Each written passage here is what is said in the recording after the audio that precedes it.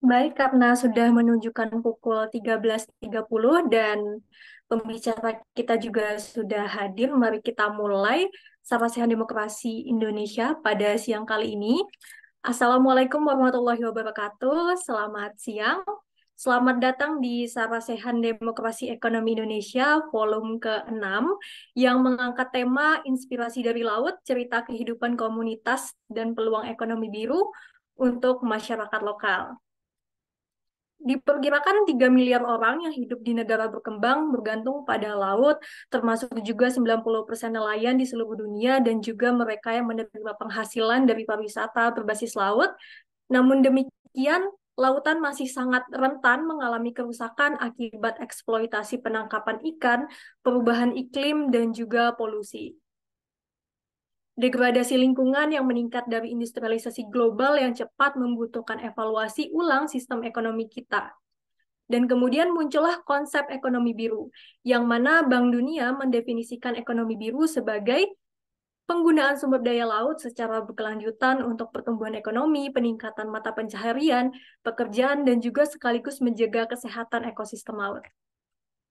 Ekonomi biru menjadi signifikan bagi negara Indonesia sebagai negara yang garis pantainya terpanjang kedua di dunia, dan juga di mana 150 juta orang ataupun 60% penduduknya itu merupakan mata pencahariannya di sektor laut begitu. Dan secara ekonomi, Indonesia juga telah menghasilkan 27 miliar dolar pendapatan dari sektor perikanan dan juga 3 miliar dolar dari pendapatan sektor pariwisata laut. Indonesia juga telah melembagakan ekonomi biru dalam pembangunan ekonomi melalui beberapa kerangka kerja, program, dan juga kebijakan. Dan bangganya, beberapa komunitas lokal di Indonesia juga telah menunjukkan kemajuan yang positif dalam praktik ekonomi biru. Masyarakat lokal di bagian selatan Yogyakarta contohnya telah mengembangkan beberapa praktik yang mendukung penerapan ekonomi biru. Ada yang fokus pada industri perikanan, ada juga yang berupaya untuk membangun pariwisata di sektor pesisir pantai begitu. Namun karena ekonomi biru ini masih merupakan konsep yang baru di Indonesia, ada kebutuhan untuk menjembatani kesenjangan antara kebutuhan masyarakat lokal dan juga pembuat kebijakan dalam merumuskan kebijakan yang efektif. Oleh karena itu, Pusat Studi Perdagangan Dunia UGM, Suryakanta Institute, dan juga Eco Foundation dengan ini bersama-sama mengadakan Sarasehan Demokrasi Ekonomi Indonesia yang bermaksud untuk menjembatani kolaborasi antara unsur akademisi dan juga praktisi komunitas dalam memandang ekonomi politik dan juga demokrasi di Indonesia. Di sini juga telah hadir pembicara kita yang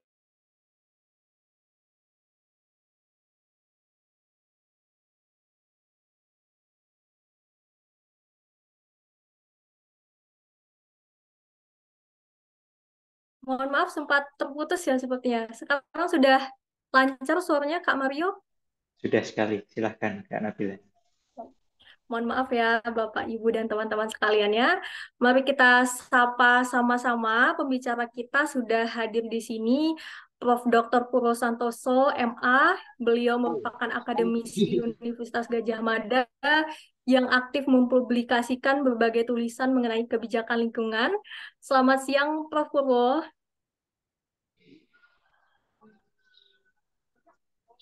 Kapal selam nih, kapal selam. Kapal selam.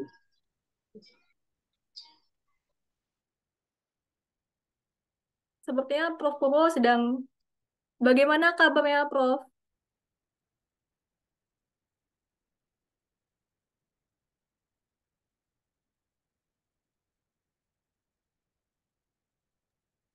Kalau ada yang punya WA Oke. beliau di WA aja mungkin apa speakernya atau mic-nya. Iya, begitu. Mungkin nanti Kak Mario boleh tolong sampaikan ke Prof. Purwo. Prof. Purwo kebetulan tadi sudah mengabarkan kalau sedang perjalanan di kereta, begitu. Kemudian sudah hadir juga bersama kita Mas Iwan Suyadi. Beliau merupakan Wakil Ketua Turtle Conservation Community. Selamat siang, Mas Iwan. Bagaimana Selamat kabarnya? siang. Alhamdulillah baik. Selamat siang, Oke, Mas. Alhamdulillah baik. Dan kemudian juga nanti akan ada pembicara yang ketiga, yaitu Pak Bayu Nur Aji. Beliau merupakan perintis Indonesian Ecotourism Community, begitu. Dan juga sekilas bahwa Sarden kali ini juga merupakan rangkaian kegiatan dari Circular Economy Forum 2023 atau CEF. Dan nanti juga di akhir acara, apabila teman-teman ingin ikut berkontribusi dalam acara CEF, bisa menunggu informasinya di akhir acara nanti. Dan ini juga akan ada tim dari CEF yang akan menyampaikan beberapa informasi kepada Kak Mario, dipersilakan. Terima kasih Kak Nabila untuk waktunya. Selamat siang rekan-rekan Sarasean Demokrasi Ekonomi Indonesia yang berbahagia. Selamat siang sudah hadir bersama kita juga Prof. Purwo, Kak Iwan dan Pak Bayu yang sudah hadir dan rekan-rekan dari Eco Foundation juga yang sudah membersamai kita dalam pelaksanaan acara Sarasean Demokrasi Ekonomi Indonesia kita yang sebetulnya dibungkus juga melalui kelas komunitas berdaya ya. Karena kita akan persembahkan ini pertama dari komunitas untuk bisa menyuarakan apa sebetulnya cerita yang ada di pesisir. Teman-teman komunitas sudah sangat paham betul tentang konteks masyarakat di sana dan bagaimana nanti peran akademisi, peran pemangku kebijakan bisa saling bahu-membahu dalam melakukan pembangunan ekonomi biru yang berkelanjutan. Nah, dalam hal ini tadi Kak Nabila sudah sempat memberikan introduksi bahwa pada kegiatan kita hari ini sebetulnya bukan kegiatan yang terlepas dari agenda besar untuk menyambut Circular Economy Forum tahun 2023. Nah, melalui presentasi ini, izinkan saya sekilas sekitar 5 menit untuk bisa bercerita kepada rekan-rekan semua tentang apa sebetulnya itu Circular Economy Forum 2023. Karena sebagai satu rangkaian panjang, kita akan merangkai ceritanya, puzzle-puzzlenya dari awal, dari saat ini. Agar nanti pada saat pelaksanaannya, puncak acaranya, kita bisa merangkul komunitas secara lebih besar dan juga isu-isu apa saja yang kita ambil akan lebih kaya, gitu ya. Jadi sebagai salah satu agenda tahunan yang dilakukan oleh PSPD UGM, Pusat Studi Perdagangan Dunia Universitas Gadjah Mada, kita sedang selama 2-3 tahun ini memang berkecimpung dalam dunia ekonomi sirkular. Kajian-kajian telah terbentuk, pemberdayaan masyarakat termasuk intervensi kebijakan sedang dilakukan, termasuk salah satunya melalui agenda tahunan Circular Economy Forum. Di agenda ini kita akan angkat tema yang sebetulnya di konsep Indonesia sendiri masih jarang terdengar. Nah, ini coba kita cari tahu lebih lanjut melalui diskusi kali ini pada rekan-rekan komunitas bahwa di tahun 2023 sebetulnya tema tentang ekonomi biru masih belum banyak yang membahas ya, mengeksplorasi gitu. Terlebih sebetulnya kalau kita berbicara ekonomi biru tidak terlepas juga dari bagaimana peran komunitas dalam melakukan pemberdayaan di kawasan pesisir, kawasan sungai, tapi tak terlepas juga untuk distribusi logistik ya melalui perairan. Oleh karena itu, CEF tahun 2023 kita angkat tema tentang menguatkan tata kelola maritim berkelanjutan Indonesia. Artinya apa? Kita mau mengangkat identitas bangsa Indonesia sebagai bangsa maritim berbasiskan kelautan, secara geografis juga lebih luas wilayah perairan kita dibandingkan daratan. Tapi bagaimana nanti kita membangun jejaring komunitas untuk bisa mengoptimalkan itu. Jadi pengaruh utama inisiatif komunitas menjadi penting di sini untuk bisa mendorong pengembangan ekonomi biru secara berkelanjutan. Dalam CF kali ini sebetulnya tujuannya ada 3 gambaran besarnya kepada rekan-rekan. Pertama, rekan-rekan kita akan saling ajak untuk saling tular praktik baiknya. Jadi nanti di sini sebagai kalangan praktisi komunitas ada Pak Iwan, ada Pak Bayu, bisa memberikan sebagaimana cerita teman-teman di masyarakat di bagian pesisir tentang bagaimana praktik yang sudah dilakukan. Jadi nanti akan ada saling tular pengetahuan di sana. Sekaligus kehadiran Prof. Purwo di sini bisa memfasilitasi kepentingan dari teman-teman komunitas agar bisa dikerangkai secara akademik bagaimana bisa dimasukkan ke dalam skema kebijakan, gitu ya. Dan ujungnya nanti adalah pengembangan ekonomi biru sebagai agenda pembangunan Indonesia masa depan. Karena kita tahu pembangunan pesisir itu masih perlu didorong dan perlu untuk ditingkatkan. Nah, kita akan mulai dari sini rekan-rekan, di bulan Juli. Ya, ini ada kelas komunitas berdaya dalam kerangka Sarasean Demokrasi Ekonomi Indonesia. Ini akan terus berlanjut sampai ke bulan Desember. Mulai dari Agustus kita akan ada call for participants untuk paper sama presentation. Jadi silakan banget bagi rekan-rekan yang suka menulis, suka menuangkan gagasan lewat cerita, nanti bisa ikut di call for participants ini. Lalu kita akan soft launching, lalu akan ada kampanye lingkungan di bulan Oktober, di bulan November kita akan diskusi dengan pemangku kebijakan, baru di bulan Desember adalah puncaknya, dari pembukaan, pasar komunitas, sampai international workshop.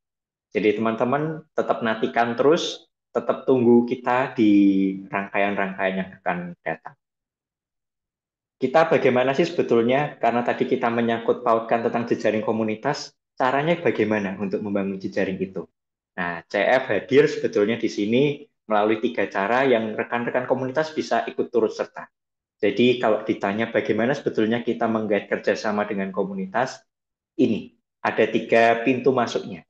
Dan teman-teman silakan banget nanti di akhir ada kontak kami yang bisa dihubungi. Teman-teman bisa jadi salah satu peserta sekaligus pembicara juga di event-event kita lewat berbagi pengetahuan lewat knowledge driven partnership atau lewat sponsorship atau lewat galang kontribusi komunitas. Jadi ini adalah ruang nyata untuk kita bisa kerjasama nantinya di Silkwara Economic Forum tahun 2020. Nah, kiranya begitu. Silahkan rekan-rekan bisa mengikuti media sosial kita ini dan saya kembalikan lagi ke Kak Nabila untuk langsung memulai kegiatan kita siang hari ini. Silakan Kak Nabila. Terima kasih banyak Kak Mario. Begitu teman-teman ada banyak rangkaian acara dari CF nantinya. Dan jika teman-teman berminat untuk bergabung baik di salah satu ataupun di keseluruhan rangkaian kegiatan, silakan teman-teman pantau terus Ya, di akun media sosial kami dan juga nantikan informasi di akhir acara nanti. Gitu mungkin langsung saja kita sama-sama dengarkan cerita inspiratif dan juga pandangan-pandangan yang mungkinnya nanti akan membawa inspirasi bagi kita mengenai konsep ekonomi biru. Pertama kita undang dulu Mas Iwan. Apakah Mas Iwan sudah siap begitu? Oke. Mungkin sekilas dari saya dulu ya Mas Iwan. Komunitas masyarakat ini sebenarnya sudah secara nyata telah dekat dan juga mempraktikkan ekonomi biru sebagai bagian dari identitas dan juga gerak komunitasnya dalam lingkup setiap daerahnya begitu. Sebenarnya bagaimana cerita komunitas menjalankan praktik ekonomi biru ini di daerah masing-masing dan juga bagaimana tantangannya dalam menjalankan praktik ekonomi biru seperti itu. Mungkin dari Mas Iwan ada waktu sekitar 15 menit untuk menyampaikan kisah inspiratifnya. Silakan Mas Iwan. Terima kasih atas waktunya, Mbak Moderator. Assalamualaikum warahmatullahi wabarakatuh. Yang terhormat Bapak Guru dan para narasumber yang Halo Mas Iwan, mungkin audionya kurang terdengar Mas. bentar. Halo. Nah, ini sudah mantap Mas. Sudah oke. Halo. Halo. Sudah aman Mas. Siap. Oh, udah aman. Halo. Sudah terdengar Mas Iwan? Oh iya, siap. Baik, terima kasih Mbak Moderator, para narasumber yang lain, ada Prof. Guru dan narasumber yang lain dan seluruh peserta ekonomi biru yang saya hormati. Yang pertama, saya ingin cerita sedikit tentang konservasi yang kita geluti di sini. Kami berdiri sejak tahun 2018, 1 bulan sebelum gempa Lombok. 1 bulan sebelum gempa Lombok kami sudah mendirikan, dan akhirnya ketika gempa itu kami sempat putus asa karena situasi yang tidak memungkinkan terjadi karena alam. Dan tapi dari situlah kami belajar bahwa alam ini harus dijaga, harus dilestarikan. Nah, kami berupaya dari sejak itu sampai hari ini, sekarang masuk tahun kelima kami di sini melakukan konservasi, yang mana tantangan terberat terutama adalah masyarakat. Karena di sini masyarakat pesisir yang tentu kondisi laut, dan nelayannya antara pendapatan dan nelayannya lebih banyak nelayan daripada apa yang didapat. Nah, sedikit saya cerita tentang konservasi ini. Karena melihat dari situasi kondisi di sini banyak peneluran penyu, jadi kami melakukan sebuah upaya penyelamatan awal untuk bagaimana penyu-penyu ini terselamatkan. Maka dari itu kami melakukan sebuah patroli dari ujung ke ujung untuk menyisir tempat peneluran penyu yang ada di khususnya yang ada di Lombok dan lebih terkhusus lagi di Lombok Utara ini. Karena itu upaya itu yang kami lakukan adalah untuk bagaimana penyu-penyu ini terselamatkan. Dan alhamdulillah sampai hari ini kami sudah melepas liarkan sebanyak 27.175 ekor penyu ke habitatnya dari hasil penyelamatan yang selama ini kami lakukan. Di samping itu juga kami komunitas berupaya untuk merehabilitasi karang. Ada beberapa program selain konservasi, kami juga program karang, program penjagaan lamun. Ini yang konsen-konsen yang harus kami lakukan untuk bagaimana menjaga penyu ini supaya tetap naik bertelur di areal kami. Karena kita tahu kondisi kami di laut kami saat ini yang tidak menutup kemungkinan pada waktu zaman dahulu telah dilakukan beberapa pengerukan karang. Maka generasi kami saat ini harus mengembalikan karang-karang yang sudah dikeruk pada zaman dahulu. Itu yang sedang kami laksanakan hari ini. Tujuannya apa? Yang pertama adalah bagaimana masyarakat pesisir bisa menikmati dari apa yang kami kerjakan, seperti penanaman terumbu karang. Dan alhamdulillah 2 tahun berjalan, penanaman karang tidak bisa menghasilkan beberapa sirkular ekonomi dari hasil apa yang kami laksanakan. Terutama kami melihat sejak itu ikan-ikan yang berdatangan semakin banyak dan jenis biota-biota laut pun semakin banyak. Dari sisi pariwisataannya, kami juga mendapatkan sedikit manfaat. Terutama kami juga melakukan kegiatan snorkeling, bisa menjual paket dan lain sebagainya. Itu yang upaya-upaya yang kami lakukan selama ini di komunitas kami. Mungkin nanti ada beberapa kami juga di sini hanya praktisi, bukan dari kalangan akademisi. Jadi kami minta nanti para narasumber memberikan kami tambahan wawasan ilmu supaya pengembangan konservasi ini ke depannya lebih maksimal. Mungkin tidak banyak, cuman itu gambaran yang saya bisa sampaikan. Mungkin nanti lebihnya ke diskusi aja. Nanti kami juga di sini saya sebagai narasumber sekaligus sebagai peserta untuk menimba ilmu dari para narasumber yang ada di sini. Mungkin itu saja, kurang lebihnya mohon maaf. Assalamualaikum warahmatullahi wabarakatuh.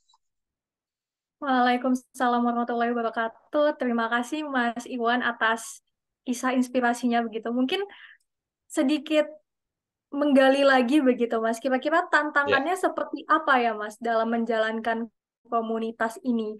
Apakah ada tantangan yang cukup berarti ataupun sejauh ini tantangan itu bisa dihadapi dengan baik oleh Mas Iwan dan teman-teman di komunitas? tantangan yang pertama adalah oknum-oknum yang masih menjual belikan telur penyu. Itu tantangan berat kami sampai saat ini. Dari 5 tahun ini kami bisa menurunkan angka dari 100% itu menjadi 75%. Dan upaya-upaya itu kami lakukan untuk mengedukasi masyarakat bagaimana telur penyu ini jangan sampai dijual belikan lagi. Itu tantangan terberat kami di sini. Dan upaya edukasi itu tetap kami jalankan.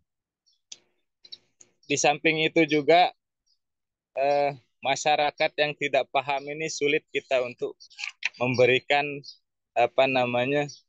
semacam edukasi.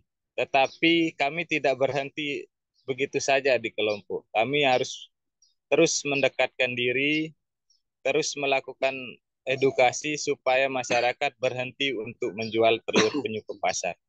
Karena banyak beberapa kejadian di tahun-tahun pertama dan kedua itu sering kami juga temukan telur penyu berserakan di pasaran. Dan kami tanya langsung sumbernya dari mana. Itu yang di pasar menyampaikan ke kami bahwa ini sumbernya kadang dari masyarakat di sekitar konservasi, itu bahasanya. Nah, jadi itu tantangan terberat kami masih sampai saat ini. Di samping itu fasilitas kami juga belum mencukupi. Dari sisi sumber daya manusia kami juga masih kurang. Jadi nanti mungkin ada masukan dari para narasumber lain. Terima kasih. Terima kasih banyak Mas Iwan. Begitu dari Mas Iwan Ya. ceritanya sangat inspiratif bahwa ada suatu komunitas penyelamatan penyu begitu ya, yang mana niat awalnya memang adalah untuk menyelamatkan penyu dan juga sudah banyak Ya. yang dilepas liarkan sampai saat ini, dan juga sebenarnya ada program-program lain begitu ya Mas. Ada juga program penjagaan karang yang mana nanti juga manfaatnya balik lagi ke masyarakat di sekitar pesisir, di mana ikan juga akan banyak yang datang ke kita begitu ya Mas. Dan juga di komunitas Mas Iwan ada banyak kegiatan lainnya seperti snorkeling dan juga ada mungkin cenderamata dari hasil pesisir Ya. begitu. Dan tantangannya seperti yang kita dengarkan tadi bahwa masih banyak oknum yang menjual telur penyu begitu. Dan Mas Iwan dan Ya. teman-teman sudah menurunkan angka penjualan itu hingga 75%. Dan melalui acara ini mungkin kita sama-sama mengedukasi gitu. Kita juga berupaya untuk Siap. mengedukasi secara luas. Sebenarnya telur penyu ini tidak baik untuk diperjualbelikan, alangkah lebih baik untuk kita memberdayakannya begitu ya. Dan ini juga butuh dukungan tentunya dari praktisi, akademisi, dan juga tentunya pemangku kebijakan supaya edukasi ini semakin luas lagi tersampaikannya begitu ya Mas Iwan. Oke. Terima kasih banyak Mas Iwan atas waktunya. Mungkin nanti kita akan lanjut ke sesi diskusi begitu ya Mas. Ya, siap. Terima kasih Mas Iwan. Kita lanjut ke pembicara selanjutnya. Ada Pak Bayu. Selamat siang Pak Bayu. Apakah Pak Bayu sudah bergabung Halo, bersama selamat kita? siang. Selamat siang. Oke, baik. Sudah terdengar ya suaranya? Mungkin Oke. sinyalnya agak susah apa ya? Mungkin apakah sudah... Maklum area pesisir. Oh ya, sudah Pak Bayu juga sudah on cam ya. Mungkin kita bisa spotlight Ya, Pak Bayu. Oke, sama seperti Mas Iwan, begitu Pak Bayu mungkin bisa diceritakan bagaimana kisah inspiratif Pak Bayu dan komunitasnya mengenai cerita menjalankan praktik ekonomi biru itu bagaimana dan tantangannya seperti apa kira-kira. Silakan Pak Bayu, mungkin oke, waktunya sekitar 15 menit. oke, baik. Assalamualaikum warahmatullahi wabarakatuh. Selamat siang semuanya. Terima kasih, Mbak pembawa acara ya, bukan pengacara ya. Oke, baik. Tadi saya ada dengar cerita inspiratif dari Mas Iwan. Dari daerah Lomboknya mana ya, Mas Iwan? Oke, kalau saya itu ceritanya itu mungkin masih belum berakhir sampai di sini, masih perjalanan masih panjang. Karena yang kita geluti itu adalah area yang cukup dan tanda kutip ekstrim. Jadi yang kami urus itu adalah area namanya area Kampung Laut Cilacap, karena di Jawa itu ada beberapa kampung laut, tapi yang kami maksud di sini adalah Kampung Laut Cilacap. Itu areanya ada di sekitaran Pulau Nusa Kambangan, Indonesian Alcatraz. Jadi kalau masalah problematika di sana sangat kompleks sekali, terutama dari sisi kebijakan. Terus untuk masalah lingkungannya juga sedikit kontroversial. Kontroversialnya seperti ini karena masyarakat kampung laut itu dulunya itu mereka itu basically benar-benar sebuah perkampungan yang dibangun di atas air. Kalau kami menyebutnya orang Jawa itu segoro anaan.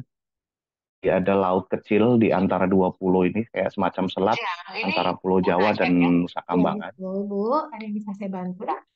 Hmm? Bu Naya, ini saya kan Halo, dapat info dari Bu Ani ya, Halo, teman saya. mungkin bisa di-mute dulu. Oke, sudah di-mute. oke, bisa saya lanjutkan? Oke. Eh, eh, jadi seperti kita tahu di situ masyarakatnya itu basically mereka itu nelayan. Tetapi pasca reformasi di mana masyarakat mendapatkan kebebasan yang terlalu berlebihan memanfaatkannya, terjadi pengundulan dan lain sebagainya. Akhirnya si laut kecil ini sekarang berubah menjadi daratan karena tingginya laju sedimentasi itu di sana. Jadi untuk yang suka dengan penelitian sedimentasi di sana laju sedimentasinya antara 50 sampai 150 cm per tahun. Dan ini masih berjalan sampai sekarang. Nah, tantangan di sana adalah bagaimana kita mendampingi masyarakat switching dari seorang nelayan menjadi untuk mengambil profesi lain sesuai dengan kondisi alam yang ada. Jadi kita bagaimana caranya mendidik nelayan yang ya kita notabene tahu sendiri karena memang waktu itu kampung laut itu benar-benar sulit untuk diakses jauh dari mana-mana. Jadi basically kita di sana itu memang basic pendidikan masyarakatnya masih cukup rendah karena yang tinggi-tinggi pada nggak mau pulang kampung. Oke. Dan di situ juga karena memang di sana kampung laut itu pernah menyandang status sebagai daerah tertinggal, banyak sekali kita tidak menyamaratakan, tapi oknum-oknum yang melakukan pemberdayaan di sana hanya sekedar pemanfaatan status mereka, akan tetapi hasil-hasil dari bantuan dan lain sebagainya itu tidak sampai ke mereka.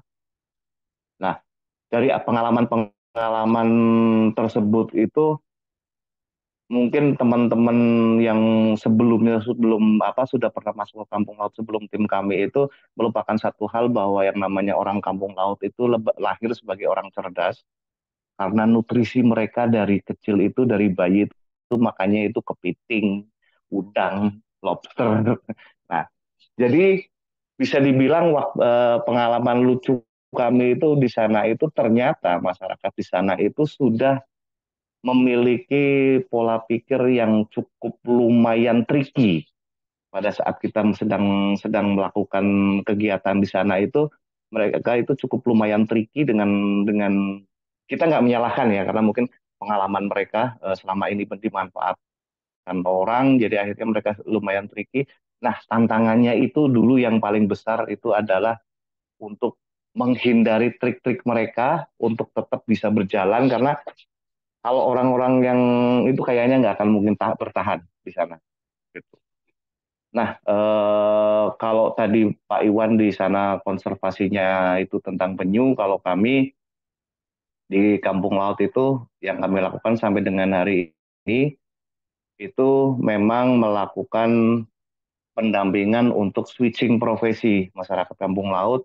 Antara lain kita pemanfaatan lahan timbul untuk pertanian, terus mencoba untuk mengakses bantuan pemerintah waktu itu masih pada saat Pujiastuti untuk menjadi menteri, kita mendapatkan beberapa bantuan untuk yang masih mau jadi nelayan mereka kita berikan equipment untuk bisa nelayan ke laut lepas. Terus di lain itu juga kita coba memanfaatkan beberapa jenis mangrove untuk membuat oleh-oleh.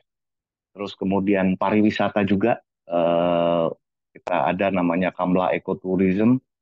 Itu kita jualan kampung laut juga di sana.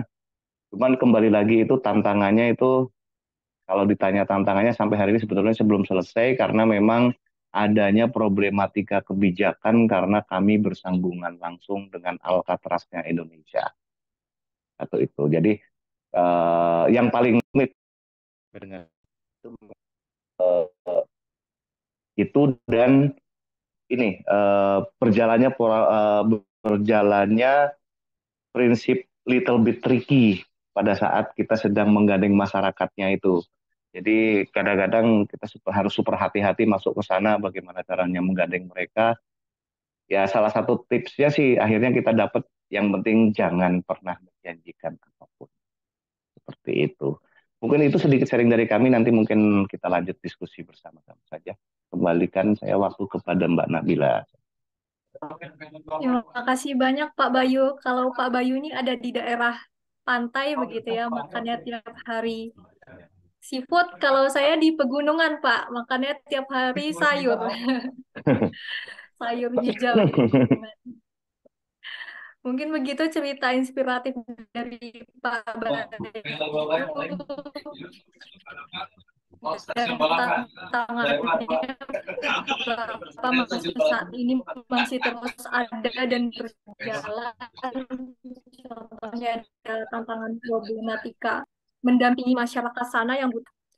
Contoh dari kegiatan komunitas Pabayuni adalah pendampingan adaptasi pekerjaan dari yang sebelumnya nelayan beradaptasi untuk menyesuaikan juga dengan kondisi alam yang sudah berubah hingga saat ini. Kemudian juga ada pendampingan bantuan pekerjaan, semisal tadi ada nelayan dibantu untuk mencarikan peralatannya, begitu. Ada juga pelatihan pembuatan oleh-oleh dari mangrove tadi, ada juga ada pariwisata juga gitu di kampung laut. Mungkin untuk lanjut ke sesi berikutnya, kepada teman-teman peserta yang ingin bertanya, nanti di sesi diskusi sudah mulai bisa menuliskan pertanyaannya di kolom komentar begitu ya, karena nanti pertanyaannya akan dibacakan oleh moderator dan teman-teman bisa menuliskannya di kolom komentar. Selanjutnya, mari kita dengarkan pandangan dari akademisi kita, Prof. Purwo. Apakah Prof. Purwo bisa tersambung? Selamat Terima siang, kasih. Prof. Assalamualaikum warahmatullahi wabarakatuh. Waalaikumsalam. Selamat siang. Assalamualaikum warahmatullahi wabarakatuh. Selamat siang, salam sejahtera buat kita semua. Mudah-mudahan transmisi dari kereta api ke Jakarta Seng ini tetap bisa berjalan lancar, kadang-kadang naik, kadang-kadang turun. Saya minta maaf, ini harus presentasi sambil menemani grup di kantor saya jalan ke Jakarta. Tadi ketika dikasih kesempatan menyapa tadi kan sudah gaduh, jadi sengaja sudah saya on-kan, minta maaf. Oke, Mas, apa yang tadi saya serai, Mas Mario, tolong ditampilkan video saya. Oh, sorry, video PowerPoint yang saya kirimkan. Dua kasus yang tadi sengaja saya minta dipresentasikan terlebih dahulu, saya ingin jadikan basis untuk membuat narasi yang lebih luas, karena yang punya acara ini kan pusat studi perdagangan dunia, kadang-kadang saya tambahin dan akhirat. Lalu yang dibicarakan itu gagasan yang sangat besar, angkat dari narasi besar yang dalam sedang sekarat karena terbentur oleh krisis-krisis ekologi, dan kasus-kasus di lapangan tadi kalau memang tidak dengan mudah mengenai solusi, ya memang ini perjuangan untuk mengatasi persoalan-persoalan yang sifatnya kontradiktif. Di satu sisi ingin pertahankan alam seperti tadi Iwan dari Mas Iwan dari Lombok, ataupun tadi kampung nelayan di Cilacap, itu kan di satu sisi merawat lingkungan, merawat ekosistem, di lain kan juga tetap memberikan peluang usaha bagi masyarakat, dan banyak hal yang bisa dan perlu dilakukan. Mas Mario bisa sudah ya? Ya, sudah Bapak. Jadi, ya, blue ekonomi bagi saya itu apa utopi, tapi ya pragmatis, realistis, nggak realistis.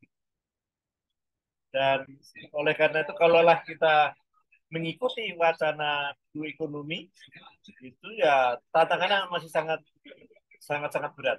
Nah, blue ekonomi itu sebenarnya adalah green ekonomi di laut. Itu artinya blue ekonomi itu adalah wacana tentang pengelolaan ekologi, pengelolaan sumber daya laut secara sustainable,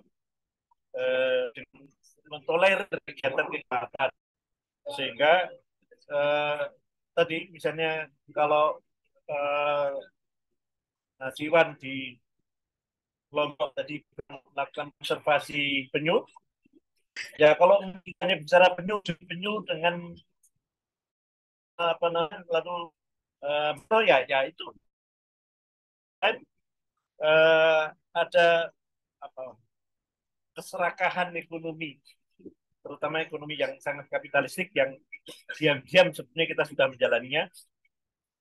Narasi itu tidak kita bisa konkretkan karena dari semua pihak.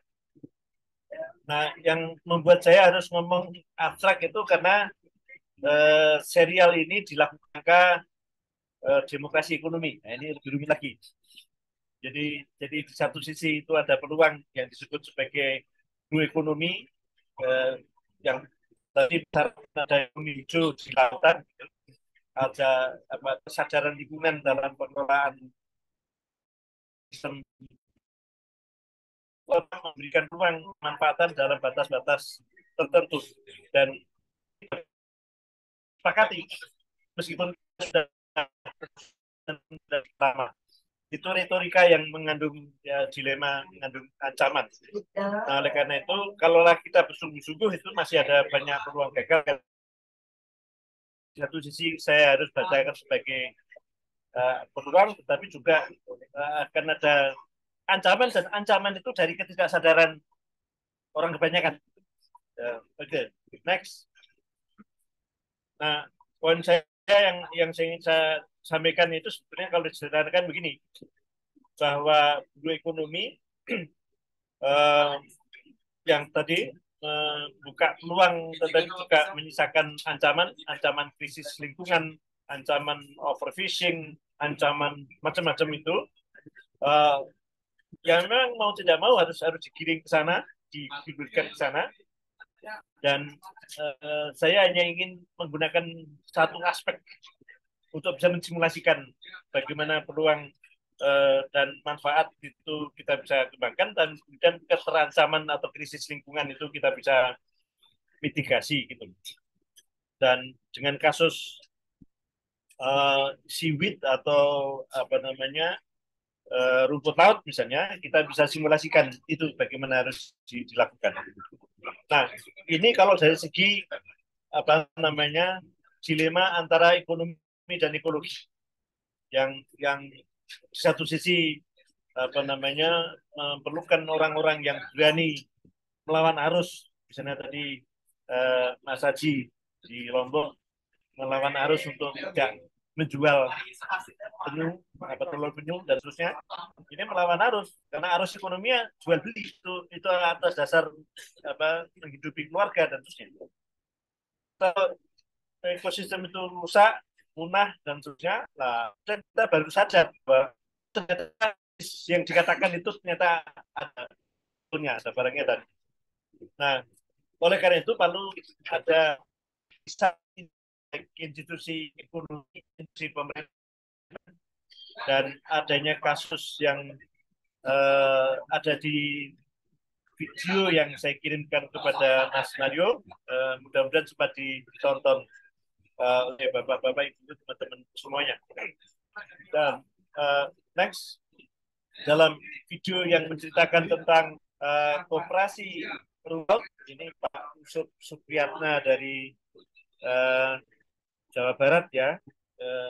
Ini tokoh yang keren karena solusinya bukan konservasi lalu kemudian menolak orang untuk apa namanya penjual telur penyu atas nama Habitat Penyu dan seterusnya. Ini yang dia geluti, meskipun tadinya dia nggak paham, adalah menanam rumput laut. Dan penanaman rumput laut itu ada di banyak tempat. Beberapa hari yang lalu saya bertemu dengan sahabat lama Profesor Rohmi Dauri yang memang ahli hal beginian ini, mantan Menteri Kelautan. Dan seaweed atau rumput laut ini sangat keren karena apa? Itu bisa dilakukan cukup dengan ditanam, tidak perlu pupuk, tidak perlu pestisida, tidak perlu istilahnya intake atau input ekonomi yang baru, dan kemudian hasilnya ketika ditaruh di tempat yang tepat dan kemudian baik itu menghasilkan sumber kerja. Pak Supriyatna ini berhasil istilahnya mendapatkan nilai tambah dari pengumpulan lalu processing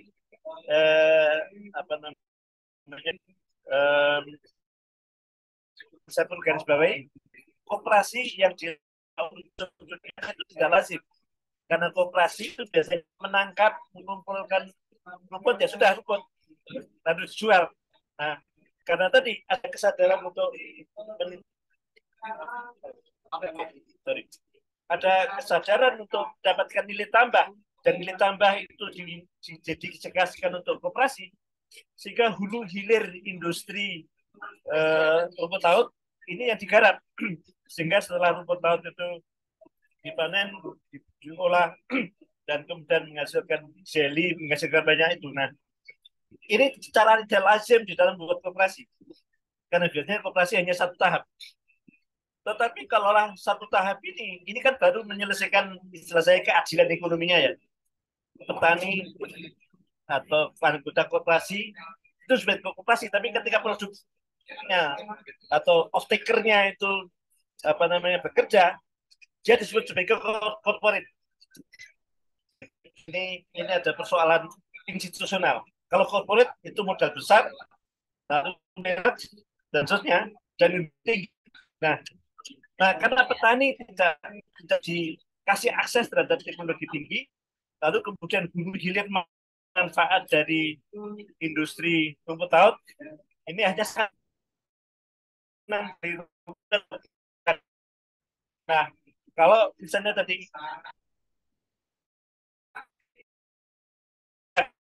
satu ekonomi yang memproduksi, lalu apalagi ini sudah, tapi ini belum menjadi solusi ekologi, karena aspek ekologi dari situ tidak menjadi kesadarannya Pak Supriyatna. Nah, saya ingin mengatakan bahwa Pak Supriyatna tadi bisa menanam dengan baik karena lautnya masih bagus, dan ini belum jenuh. Kalau nangkapnya menanamnya sudah diperbaiki, lalu kemudian macam-macam, itu kan sebenarnya hadiah dari alam. Dan kalau ini dibikin massal, itu nanti akan menimbulkan problem berikutnya.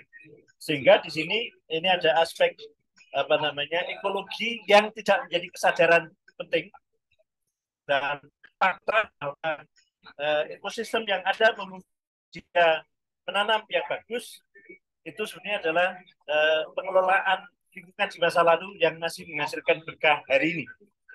Dan kalau itu tidak menjadi kesadaran, maka gagasan untuk membuat blue economy tadi rusak, ya. Dan juga gagasan untuk menghasilkan kesejahteraan bagi kelompok kecil masyarakat saja, masyarakat rakyat jelata lah kira-kira gitu. Ya, itu juga nggak banyak manfaatnya. Kenapa? Nggak terlalu jauh dari proses yang ada itu, lalu dan yang bekerja adalah corporate, teknologi tinggi, profesional dan seterusnya. Nah, kalau orang petani itu tidak menjadi profesional, lalu kan kemampuannya tidak bisa mendapatkan manfaat dari alam itu.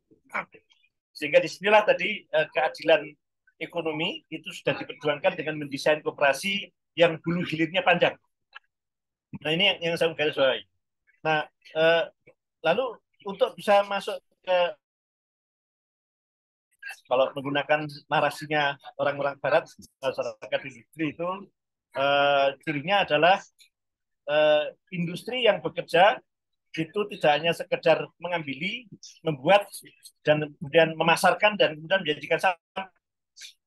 Nah, oleh karena itu kalau sirkular ekonomi itu mau dilakukan, harus dipastikan bahwa yang dilakukan oleh Pak Supriyatna itu juga langsung memberikan manfaat bagi ekologi setempat.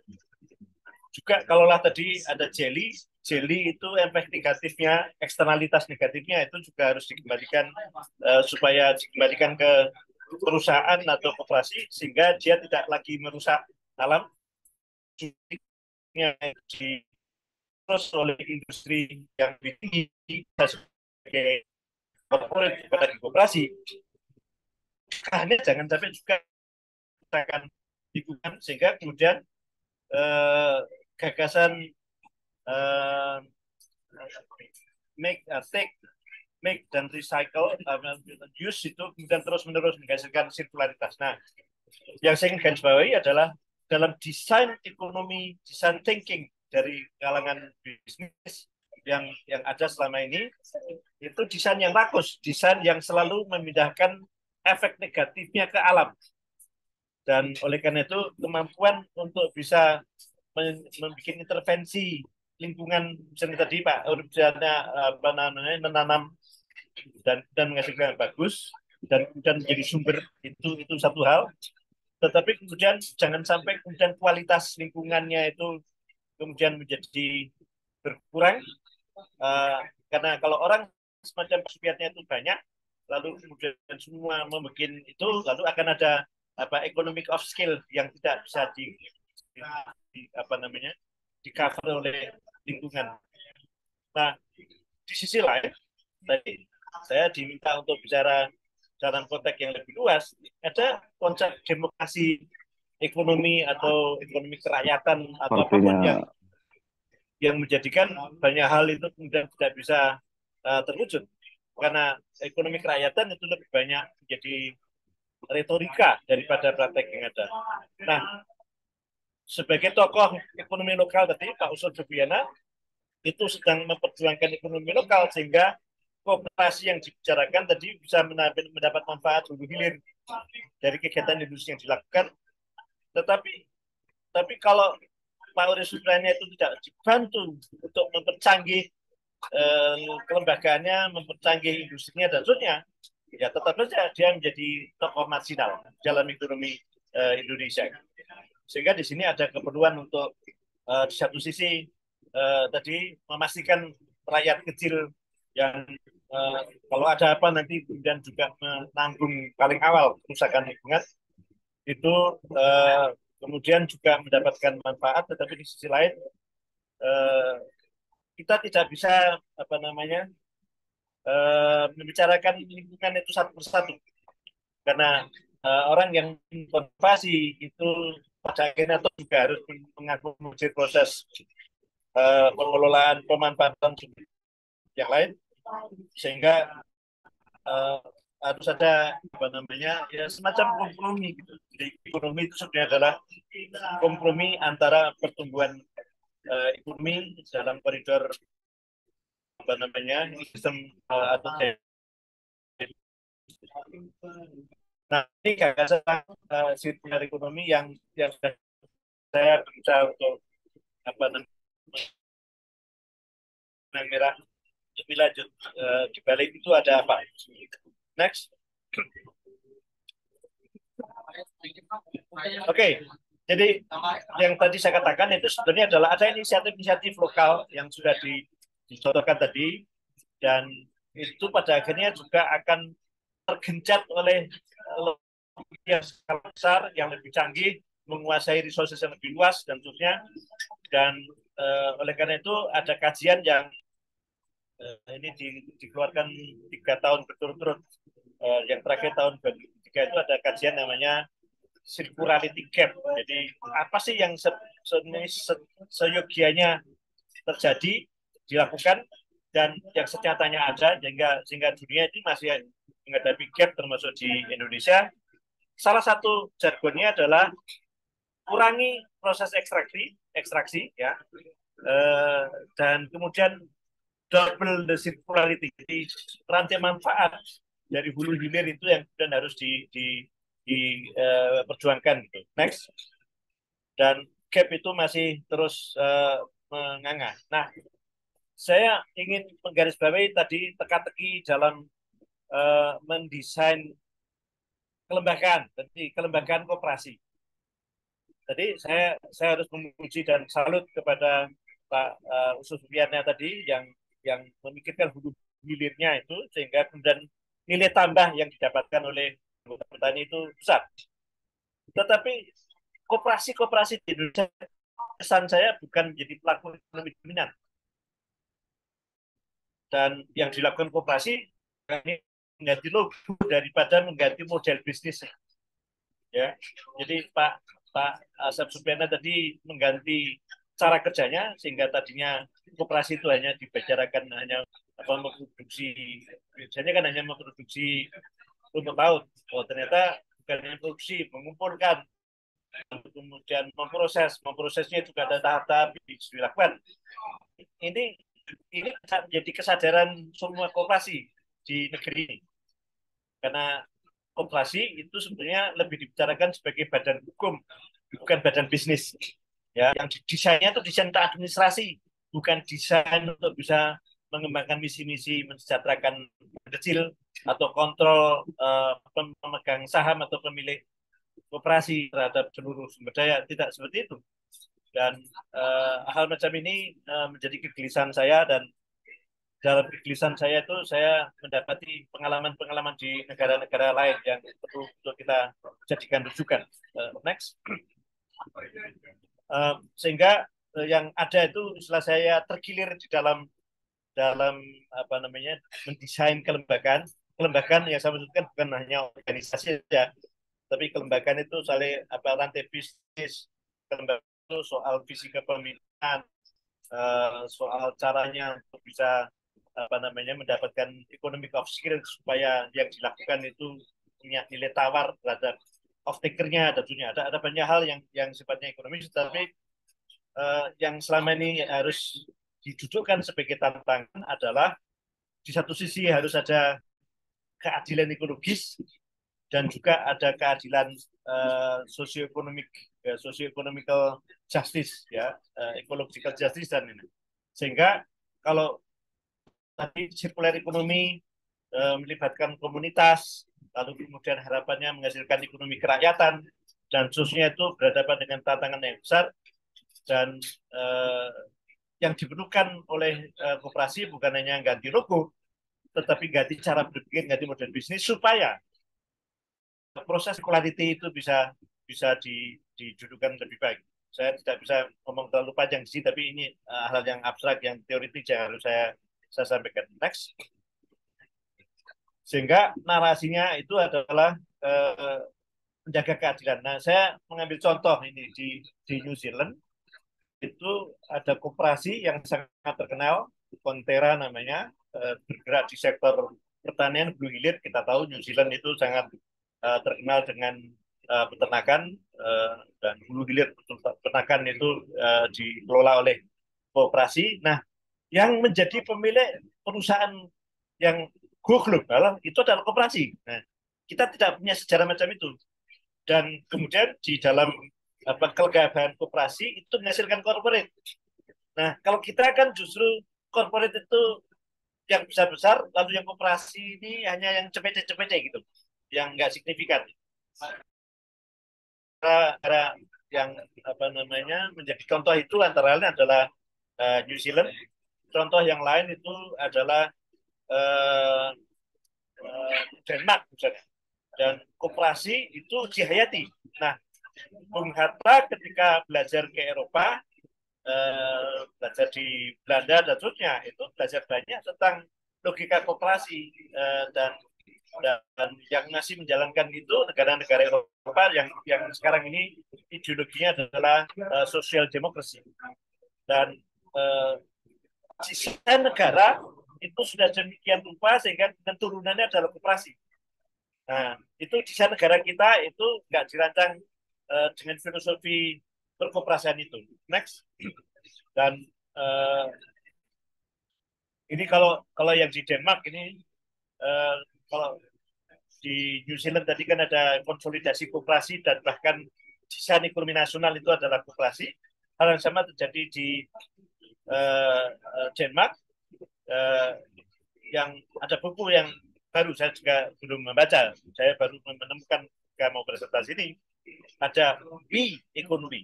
Jadi ekonomi tentang kekitaan, ya, jargon yang saya juga tadi. Kita tuh nggak pernah merasakan kita, karena tadi koperasi itu satu hal lain, lalu kemudian corporate itu hal lain lagi. Nah, harusnya yang memiliki corporate itu sebenarnya harusnya adalah koperasi. Dan contoh-contoh yang ada di lapangan itu menarik untuk kita kaji, dan kelembagaan koperasi supaya bisa mewujudkan keadilan sosial, keadilan ekonomi dan kemudian menjadi keadilan ekologi. Nah, koperasi-koperasi yang ada itu memang belum dirancang untuk menghasilkan keadilan ekologi, karena gagasan seperti green economy ataupun blue economy itu gagasan yang relatif baru. Saya terus terang sebelum presentasi ini ngecek ke ChatGPT dan saya tanyakan apakah memang gagasan tentang blue economy atau circular economy yang dilakukan oleh koperasi itu tidak bisa menghasilkan keadilan ekologi, dan literatur yang ada itu belum ada banyak yang membicarakan. Tapi kalau memang tadi ada kesediaan untuk mendesain perekonomian dunia, baik di darat maupun di laut, dan kemudian koperasi itu menjadi kelembagaan untuk memperjuangkan keadilan, baik keadilan ekologi maupun keadilan ekonomi, maka proposisi teoretik yang saya ingin sampaikan adalah bahwa keniscayaannya itu adalah mendesain kelembagaan. Dan kelembagaan itu ada banyak hal, dan karena desain kelembagaan itu belum ada, tokoh seperti Mas Iwan dan narasumber yang satu lagi tadi, apa namanya, saya lupa, itu kemudian tidak dan apa namanya, kalau memang ekonomi kerakyatan itu mau di-scale up, mau digunakan, banyak hal yang ekonomian juga hasil secara tantangan pentingnya adalah akses teknologi seperti Pak Iwan Suyatnya tadi dari Jawa Barat tadi, itu justru bisa menghasilkan keadilan sosial. Jadi cara berpikirnya itu justru harus dibalik, dan membalik cara pikir itu perjuangannya perlu berjarah-jarah gitu, dan saya sangat salut kepada teman-teman yang sudah memperjuangkan di lapangan. Itu provokasi dari saya untuk pemikiran lebih lanjut.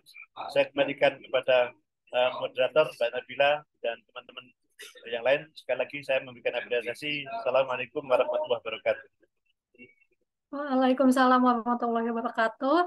Terima kasih banyak, Prof. Purwo. Sungguh sangat komprehensif begitu ya penyampaian pandangan-pandangan dari Prof. Purwo. Tadi kita melihat bahwasannya ada banyak sebenarnya ancaman dan juga bentuk krisis dari lingkungan itu, dan bagaimana seharusnya kita dapat memitigasinya gitu. Dan juga sebenarnya ada dilema antara ekonomi dan ekologi.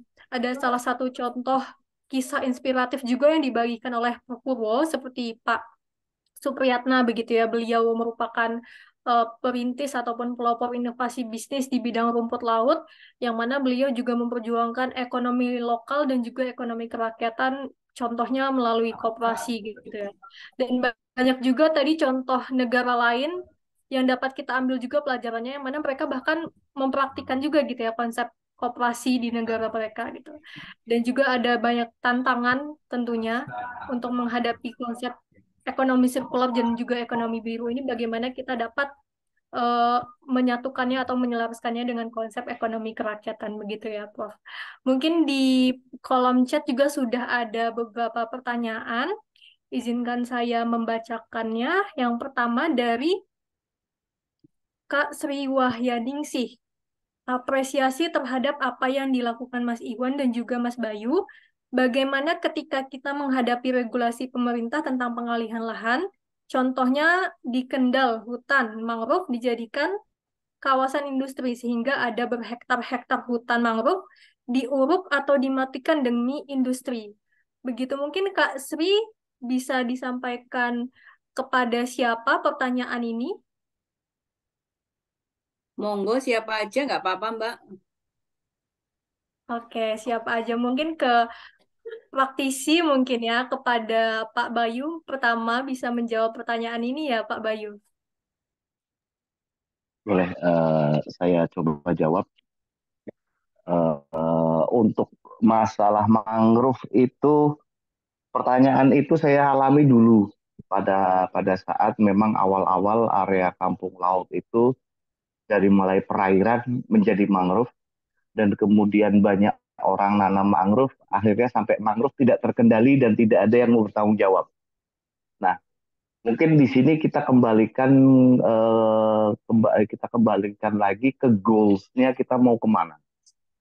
Kalau waktu itu kami sempat juga kayak apa ya, kayak bikin semacam demo, bahkan sempat berantem sama Bu Susi gara-gara kami mengajukan eh, kebalikannya dengan pertanyaan Bu Wahya tadi ya. Bahkan kami mengajukan penggundulan atau pengambilan mangrove, pemusnahan mangrove kurang lebih 500 hektar karena itu sudah mengganggu ekosistem. Jadi untuk pertanyaan Bu Wahya sendiri, kita akan kembalikan lagi ke Bu, goals-nya yang akan kita capai di masyarakat itu apa? Kalau goals-nya memang misal ekonomi, kalau ekonomi itu kita harus berani compare pada saat ini jadi industri dengan pada saat ini dengan area mangrove, ini akan lebih bermanfaat mana untuk masyarakat dan lingkungan. Seperti itu Bu. Jadi kalau untuk masalah kebijakan, biasanya kalau ya kebetulan karena waktu itu kita mudah berkomunikasi, kita nanya sih, tiap ada kebijakan kita nanya, emang ini larinya mau kemana gitu. Nah, setelah larinya kita mau kemana, nah itu kita diskusikan. Kalau memang itu bermanfaat kita dukung, kalau enggak ya biasalah kita demo-demo dikit gitu. Oke, mungkin tanggapan dari saya seperti itu. Terima kasih Pak Bayu atas tanggapannya pertanyaan dari Ibu Wahya. Mungkin Prof. Purwo ada yang ingin disampaikan terkait dengan pertanyaan ini, Prof?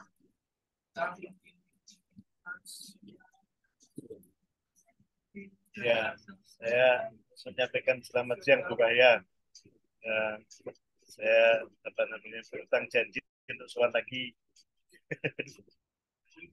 Oke, ya ini selalu trade off antara pembangunan dengan konservasi dengan ekologi itu ada terus menerus dan ada level-level negosiasi yang berlangsung dan biasanya itu kalah. Dan tadi contoh kekalahan ekologi juga terjadi di Kendal itu. Dan ya negosiasinya yang masih bisa diperjuangkan adalah ya kalau dirusak lalu gantinya di mana, lalu kemudian bagaimana proses mengganti itu, misalnya itu kan jalan tengah yang kompromi, sehingga itu kan juga tidak mudah. Apalagi mangrove ini memerlukan kualitas psikologi tertentu. Tetapi efek bagusnya itu akan bisa dirasakan. Nah, kalau misalnya ini secara normatif ya, yang membuat industri kan perlu harusnya punya AMDAL dan AMDAL untuk konservasi itu, lalu kemudian desain industrinya seperti apa, itu masih punya ruang untuk rumus psikologinya adalah polluter pay principle. Jadi yang merusak itu harus mengganti. Hanya saja ini karena yang membuat proyek pemerintah pusat. Jadi melawan pemerintah pusat itu lebih berat lagi. Yang kedua, ini masuknya dalam kategori yang strategis, dan karena label strategis itu dan ruang negosiasinya menjadi lebih berat lagi. Dan oleh karena itu ya orang macam saya ini kemudian ngomong politik lingkungan. Jadi dan politiknya selama ini kalau ada situasi dilematis seperti itu, yang menang itu masih ekonomi bukan ekologi. Nah oleh karena itu gerakannya tidak cukup ini gerakannya yang ilmuwan itu teknokrat itu ya harus masuk ke pemerintahan supaya ekonomi itu bisa lebih lebih bijaksana dan mencari solusi lebih bijaksana dan apa namanya teman-teman yang ada di pemerintahan itu ya seperti tadi saya masih keluhkan ya lebih lebih mudah mengorbankan ekologi daripada apa namanya melawan kepentingan ekonomi yang menjadi mercusuar keberhasilan pemimpin. Saya cukupkan, saya kembalikan ke Mbak Nabila.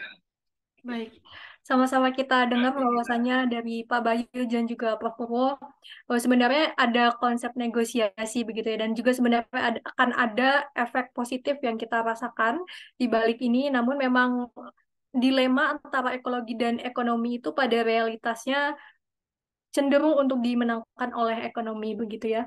Kemudian izin saya membacakan pertanyaan dari Kak Mario. Izin bertanya untuk pembicara dari komunitas Pak Bayu dan Pak Iwan. Dalam banyak berita tahun 2022 mengenai penambangan nikel di Sulawesi, ternyata dampak lingkungannya juga mengenai pesisir, yang membuat hasil tangkapan menurun dan sebagainya. Oleh karena itu, alih pekerjaan juga kerap kali tidak bisa dihindari untuk keluarga nelayan. Jika kondisi demikian, apa tantangan yang biasanya dirasakan oleh nelayan yang harus alih profesi?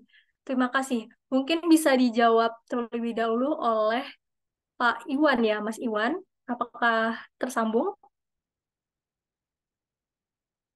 Halo, Mas Iwan. Halo, bisa didengar? Ya, mungkin bagaimana tantangan oleh nelayan yang harus alih profesi, kurang lebih seperti itu, Mas Iwan.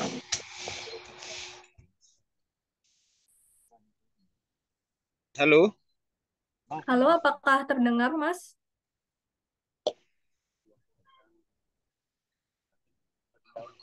halo. Halo, Mas Iwan. Ya, baik. Ya, Saya mungkin dari sisi pengalaman saya akan menjawab. Eh, Berkaitan dengan tambang, kemarin di sini juga pernah ada terjadi itu limbah dari apa? Limbah dari pabrik yang mencemari laut sehingga laut itu banyak ikan-ikan yang mati. Nah, dengan adanya kejadian itu, para nelayan itu melakukan sebuah apa namanya? Sebuah demo besar-besaran untuk meminta pemerintah menutup tambang tersebut. Dan akhirnya pemerintah cepat tanggap dan segera untuk menutup tambang tersebut. Nah, kejadian ini yang sangat kita sayangkan di daerah-daerah besar seperti yang disampaikan tadi, banyak tambang-tambang yang mencemari laut sehingga para nelayan ini alih profesi. Sedangkan tempat dia alih profesi ini menjadi tantangan kita yang tidak memadai kadang dengan hasil yang melaut. Itu yang menjadi tantangan berat kita seperti terjadi kejadian yang di sini kemarin. Itu mungkin gambaran sedikit dari saya. Mungkin nanti dilanjutkan sama Pak Bayu. Terima kasih. terima kasih, Mas Iwan. Dari Pak Bayu, apakah ada yang ingin disampaikan, Pak Bayu, bagaimana biasanya tantangan yang dihadapi oleh nelayan yang alih profesi begitu? Baik, saya menambahkan dari Pak Iwan. Mohon maaf, saya mohon izin videonya saya matikan karena lebih berat untuk sinyalnya. Maklum, sekali lagi daerah pesisir. Jadi gini, kalau di kampung laut dulu itu kejadiannya bukan oleh tambang, tapi karena memang dengan adanya mangrove itu. Dengan adanya mangrove, area perikanan itu terdampak, akhirnya hilang, bisa dibilang hilang. Waktu itu kalau efek ke keluarga nelayan itu memang sangat besar sekali ya, karena kita tahu sendiri yang namanya nelayan itu kan nabur enggak, ngasih makan enggak, mereka taunya panen. Nah, waktu itu memang efeknya sangat besar sekali, akan tetapi akhirnya kami berusaha selentur mungkin untuk bisa bisa istilahnya membawa mereka untuk bisa beralih profesi Dengan waktu itu kita minta kebijakan bahwa tanah-tanah timbul itu bisa dimanfaatkan oleh masyarakat untuk dan akhirnya waktu pertanian, kemudian timbul masalah baru lagi, yaitu dengan mahalnya pupuk. Akhirnya kita mencoba untuk melakukan penelitian. Alhamdulillah sekarang sudah masyarakat di Kampung Laut sendiri sudah membuat pupuk sendiri. Jadi ya memang untuk efeknya besar, tapi kalau kita memang ada bisa membangkitkan kemauan dari masyarakat, walaupun itu terasa berat, itu tetap bisa dilakukan sih kalau kalau menurut kami, pengalaman kami.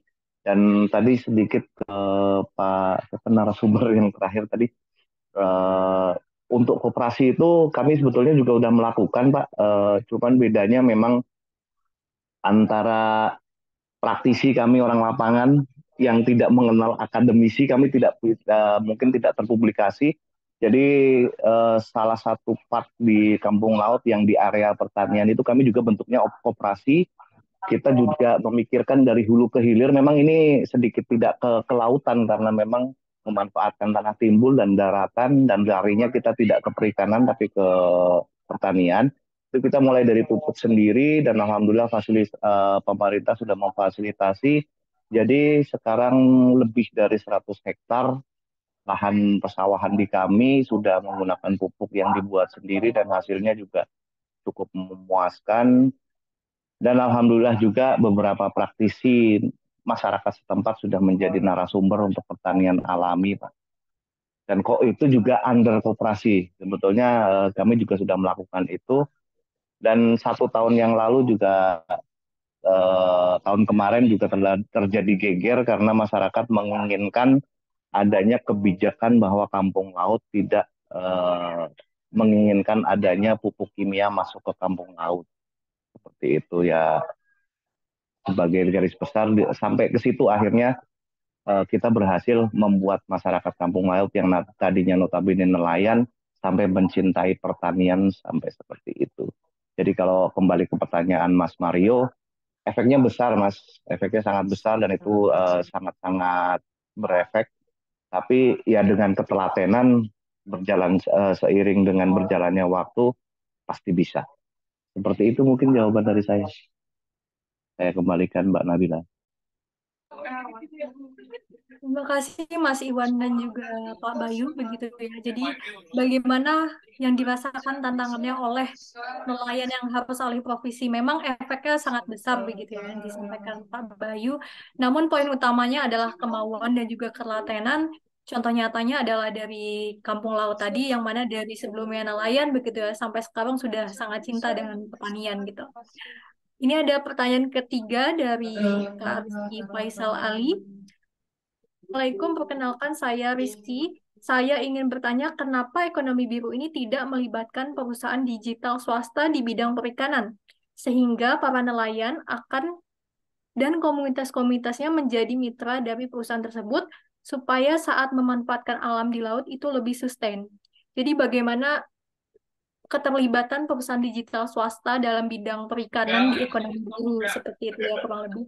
Mungkin Prof. Purwo ada yang ingin disampaikan terkait dengan pertanyaan ini, Prof? Saya ingin melebar ke pertanyaan yang sebelumnya tadi. Ketika nelayan tadi tergusur, lalu kemudian ada implikasinya ke pupuk tentunya. Ini sekedar exercise akademik ya, bahwa dari rumput laut itu punya potensi untuk menghasilkan pupuk, ya, untuk menjadi pupuk. Dan juga ketika pupuknya itu makan dari rumput laut itu kalau dijadikan makanan ternak itu ada juga banyak hal-hal bagus yang bisa dihasilkan. Tetapi karena selama ini kita tidak mengedepankan aspek circularity, problem pertanian kita itu menghasilkan fenomena lapar pupuk. Dan lapar pupuk itu artinya semakin lama harus dipupuk semakin banyak. Pada saat yang sama, kalau lah punya duit itu nggak ada pupuknya, apalagi nggak mau kasih duit. Nah itu lalu solusinya justru kembali ke alam. nenek moyang kita itu dari dulu sudah mengajari bahwa kotoran ternak itu menjadi pupuk. Dan kemudian di beberapa tempat itu sudah ada gerakan menentakkan sapi supaya kencingnya, kotorannya, dan lain-lain itu menjadi pupuk. Dan eksperimentasi di berbagai tempat itu sudah ada. Nah, ini kan ada trade-off antara kerusakan lingkungan dengan potensi bertani dan sebagainya. Nah, ini tadi kalau negosiasinya itu apa namanya bisa berlangsung karena tadi misalnya dari laut itu bisa menghasilkan pupuk, lalu seperti apa? Nah, sirkular ekonomi menghasilkan manfaat yang silang menyilang dan ruang manuvernya, ruang komprominya itu menjadi lebih luasa gitu. Itu saja tambahan dari saya, dan karena kita tidak terbiasa menggunakan logika sirkular ekonomi, ada banyak potensi solusi yang tidak mengedepan. Jadi ini sirkular ekonomi sebagai wacana itu menunjukkan ada ruang-ruang inovasi produk dan seterusnya yang kita perlu eksplor. Nah, saya tidak sempat menangkap tadi pertanyaan kedua tadi apa Mbak tadi Mbak yang ditanyakan tadi. Baik, Prof. Bagaimana keterlibatan perusahaan digital swasta di bidang perikanan, gitu, Prof? Digital ya? Iya, digital di bidang perikanan. Aku nggak tahu latar belakangnya mengapa pertanyaan itu disampaikan, jadi agak takut-takut juga menjawab kalau yang saya sampaikan itu juga mengenai. Yang ada itu kan justru misalnya alumni IPB lalu paham digital lalu kemudian bikin apa namanya startup dan itu. Jadi ini ya yang menikmati orang pinter, yang menikmati bukan apa namanya bukan tani atau koperasi dan seterusnya itu. Ini makanya tadi kalau memang pemetaan atau trade off atau tadi pro kontra itu bisa cengai dengan pemetaan secara makro, itu kan perlu data digital. Dan ke depan kalau memang kita mau apa namanya ikut dalam perubahan iklim, lalu kemudian apa namanya perdagangan dunia, itu kemudian dengan logika perdagangan dunia itu ada namanya skema carbon trading. Dan carbon trading itu mengharuskan kita dan alam termasuk yang stabil. Nah, kemampuan menangkap karbon di lautan itu harus ada datanya. Ya, dan nah ini kalau memang carbon trading itu adalah game masa depan dan kemudian duitnya negara-negara maju tidak didedikasikan untuk mengatasi emisi karbon di negaranya, tapi dikirim ke negara-negara tropis seperti kita ini, lalu justru kita gunakan untuk konservasi, dan itu skema carbon trading, dan carbon trading ini kaitannya dengan circular economy itu sangat dekat gitu. Dan juga tadi kalau carbon trading itu ada data digitalnya, kita bisa negosiasi dengan skala global. Nah, karena tidak ada yang memetakan, jadi carbon tradingnya nggak menjadi disepakati karena kita nggak punya bukti bahwa kita telah melakukan konservasi dan seterusnya. Nah itu kebutuhan masa depan, dan saya sangat senang kalau latar belakang bertanya seperti itu. Karena apa namanya yang ada itu ya hanya orang pinter ngakali petani ya, atau ngakali nelayan atau itu sehingga datanya itu lebih untuk dirinya sendiri atau untuk corporate, bukan untuk konservasi, bukan untuk redistribusi, bukan untuk keadilan sosial. Jadi saya setuju apa namanya mengedepankan data digital, tetapi dalam rangka apa itu yang kalau tidak dipikirkan itu kemudian hanya belanja teknologi digital ya, itu lebih parah lagi nanti. Oke, atau hanya narsismenya orang-orang IT yang punya kendali digital, tapi kemudian nggak tahu untuk apa itu. Oke, tapi setahu saya belum terlalu banyak, dan kita perlu bergeser ke sana kalau memang kita mau jadi pelaku perdagangan dunia termasuk carbon trading. Terima kasih.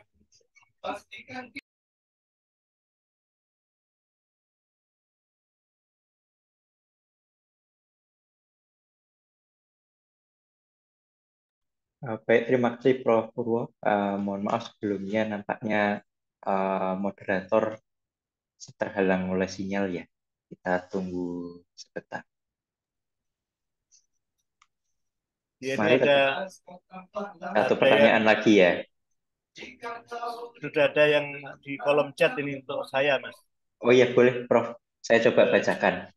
Ya. Negara ini punya pasal 33 dalam Undang-Undang Dasar 1945 kenapa negara hanya menjadikan koperasi sebagai wacana belaka, karena tidak ada koperasi yang besar di negara ini. Lalu untuk dua pembicara lainnya, Pak Bayu dan Pak Iwan, merubah profesi dari nelayan ke petani itu tidak mudah. Petani saja kesulitannya tinggi, lalu bagaimana ekonomi biru bisa diharapkan kalau tidak direncanakan dengan matang sebelumnya. Mungkin dari Prof. Purwo dulu, boleh Prof? Oke. Sebenarnya itu memulai dari situ. Tetapi saya merasa terlalu berbeda, tapi akhirnya ditanyakan juga. Terima kasih. Ini pertanyaannya keren. Tapi sulit dijawabnya. Gini, saya mulai dari Pancasila, lalu ekonomi kerakyatan tadi, lalu penjabaran pasal 33 ini yang selama ini itu hilang. Problemnya adalah kita lebih banyak memelototi pasal, bukan memelototi kelakuan pemerintah, memelototi kebijakan. Karena penjabaran pasal itu dalam kebijakan. Nah, kebijakan itu ada undang-undangnya sendiri-sendiri, dan undang-undang itu semua atas nama rakyat, atas nama macam-macam gitu. Tetapi sama-sama tidak peduli dengan aspek kerakyatan atau bumi, air, dan kekayaan alam yang ditetapkan di bawahnya itu untuk sebenar kemampuan negara. Ada pergolakan sangat seru di sana, dan kemudian ada dinamika yang sangat besar. Tapi poinnya adalah pasal itu implementasinya kan dalam sekian banyak peraturan perundang-undangan, dan peraturan undang-undangan itu kalau direview konsisten tidaknya dengan asas kerakyatan atau keadilan sosial yang diamanatkan oleh Pancasila itu banyak yang melanggar. Tetapi tidak pernah ada pun presiden yang melakukan itu. Tapi yang saya katakan adalah hal macam itu diwacanakan oleh atau menjadi keluhannya Buya Safiee Ma'arif ketika dalam posisi sebagai tokoh di BPIP, dan kemudian BPIP sekarang sedang menggodok undang-undang untuk itu. Saya bagian dari tim itu, tetapi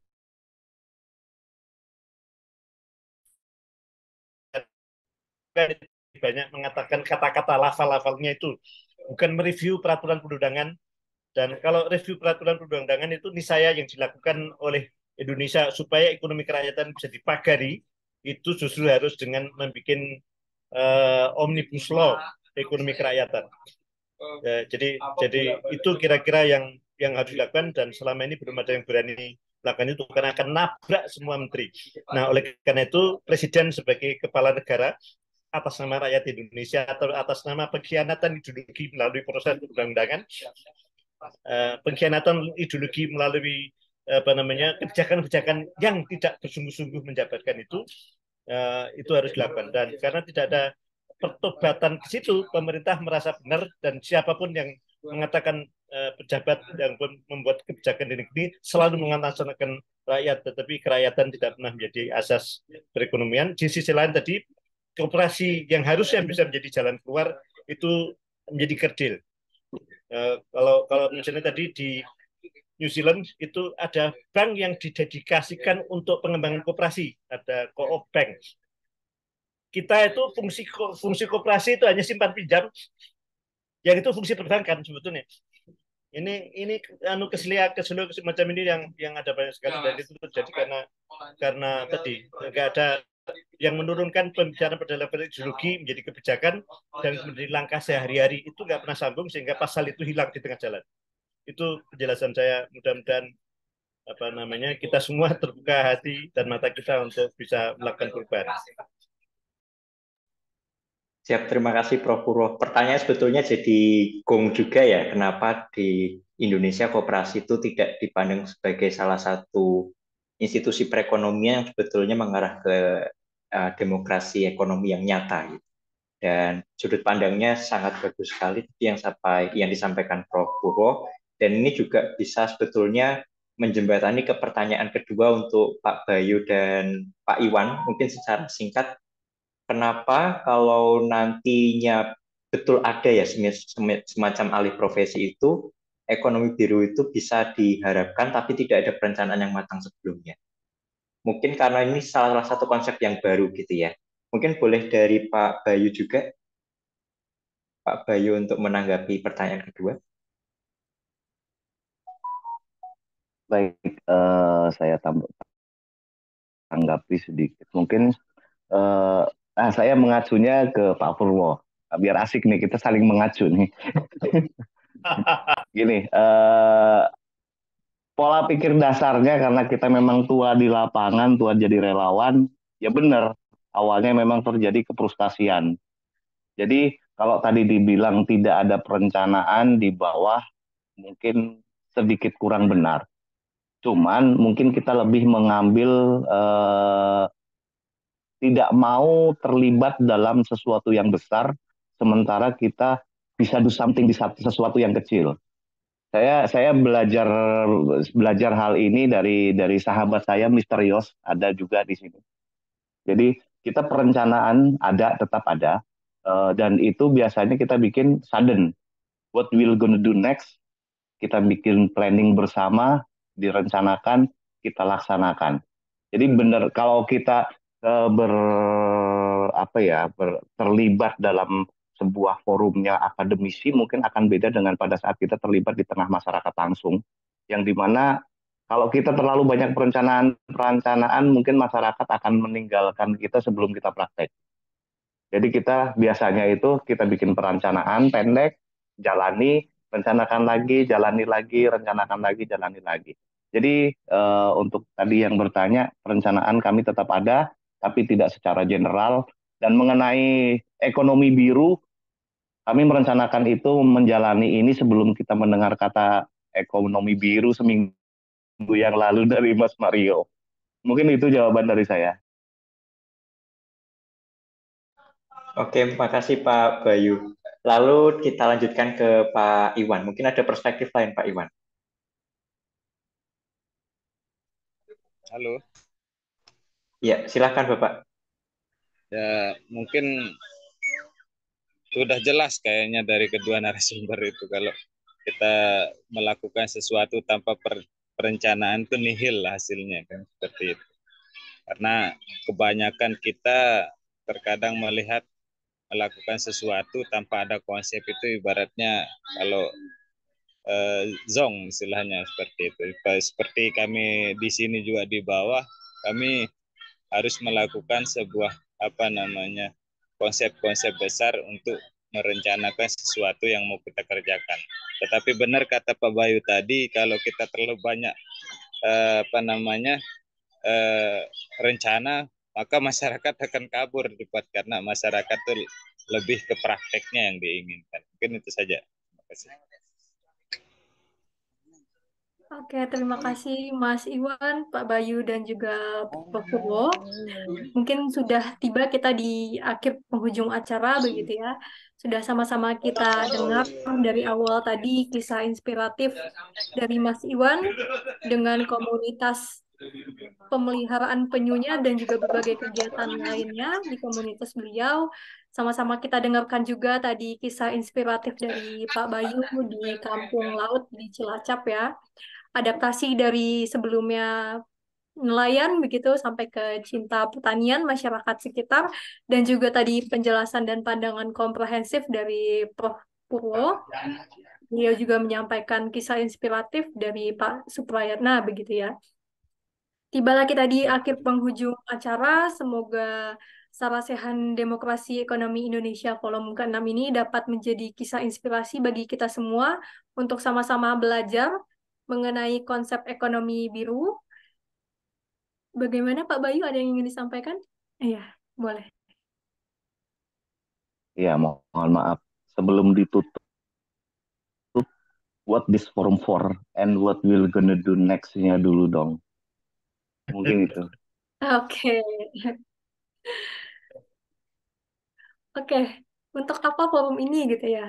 Untuk sama-sama kita belajar sepertinya Pak Bayu. Sama-sama kita belajar ternyata di Kampung Laut itu seperti itu ya gitu. Ternyata ada kisah inspirasi di sana yang sebenarnya kita bisa belajar juga dari sana. Mungkin bisa dipraktekkan di tempat kita sendiri gitu. Dan juga ke depannya supaya sama-sama kita lestarikan juga alam kita, pantai kita, pesisir kita, seperti itu. Ada tambahan kah dari Pak Bayu?